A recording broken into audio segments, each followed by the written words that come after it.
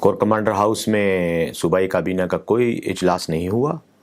ہاں البتہ corps commander صاحب نے کابینہ کو وزیر اعلیٰ سمیت بریفنگ کے لیے بلایا تھا، اور وہ بریفنگ خیبر پختونخوا صوبے کے جو سیکیورٹی کے حالات ہیں اور جو دہشت گردی کے واقعات ہو رہے ہیں ان کے تناظر میں تمام کابینہ کو انہوں نے دعوت دی تھی افطار کی.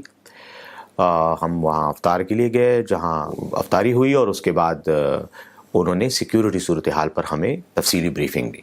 تو چونکہ پاکستان کی فوج کی یہ بنیادی ذمہ داری ہے کہ وہ ہماری جو سرحدیں خیبر پختونخوا کی سرحدیں افغانستان کے ساتھ ملتی ہیں، اور وہاں پر جو سیکیورٹی کی صورتحال ہے یا جو خیبر پختونخوا میں دہشت گردی کے واقعات ہو رہے ہیں اس کی بنیادی ذمہ داری فوج کی ہے، ان واقعات کے تدارک کی، ان کو روکنے کی، اور عمومی طور پر سیکیورٹی کو مینٹین رکھنا.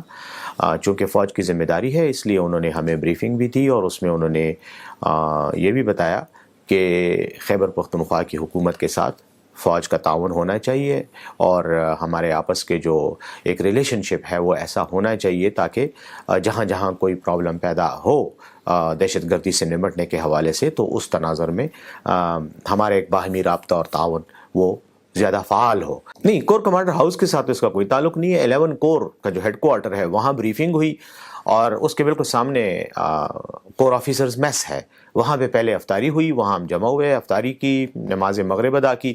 اس کے بعد ہم کور ہیڈ کوارٹر آئے 11 کور کے، اور وہاں پر ہمیں ان کا ایک آڈیٹوریم ہے جس میں ہمیں پریزنٹیشن دی گئی. پریزنٹیشن کے بعد کور کمانڈر صاحب نے اور ان کے سٹاف نے ہمیں مختلف جو ایشوز ہیں، مختلف جو اینگلز ہیں سیکیورٹی ریلیٹڈ سچویشن کے، ان پر بریفنگ دی. اور اس کے بعد کویسچن آنسر سیشن ہوا. پھر وزیر اعلیٰ صاحب نے ایڈریس کیا سب کو، حکومت کی جو ترجیحات ہیں اور اس حوالے سے جو اقدامات ہم کرنا چاہ رہے ہیں ان پر وزیر اعلیٰ صاحب نے بات کی، اور ایک اچھے ایکسچینج آف تھاٹس ہوا، ایک ایکسچینج آف ویوز ہوا، جس سے ہمیں بھی کافی کلیئرٹی ہوئی بات سیکیورٹی ریلیٹڈ معاملات کی. اور میں سمجھتا ہوں کہ ہماری بات چیت سے یقیناً فوج کو بھی ہمارے حوالے سے ایک پازیٹیو ہی سگنلز گئے ہیں، اور ان کو بھی ہم نے اعتماد میں لیا اپنے معاملات کے حوالے سے. تو پہلے تو کور کمانڈر ہاؤس میں نہیں ہوا، کور ہیڈ کوارٹر میں ہوا، اجلاس نہیں ہوا، بلکہ ان کی دعوت پر ہم گئے اور انہوں نے ہمیں افطار کی دعوت دی، اور اس کے بعد انہوں نے ہم سیکیورٹی پہ بریفنگ دی. ہم پاکستان کی فوج کے کور کمانڈر کی دعوت پر کور ہیڈ کوارٹر گئے. ہم انڈیا کی فوج کی کور کمانڈر کی دعوت پر انڈین آرمی کے کور ہیڈ کوارٹر نہیں گئے. یہ ہمارا ملک ہے، ہماری فوج ہے، ہمارے بھائی ہیں، ہماری بہنیں ہیں اس فوج میں. اس ملک کے لیے وہ قربانیاں دے رہے ہیں، ہر روز دے رہے ہیں. آج بھی آپ کو پتہ ہے کچھ دیر پہلے ایک واقعہ ہوا ہے، کل بھی ایک واقعہ ہوا تھا، فوج پر حملے ہوئے ہیں، شہید ہو رہے ہیں، زخمی ہو رہے ہیں.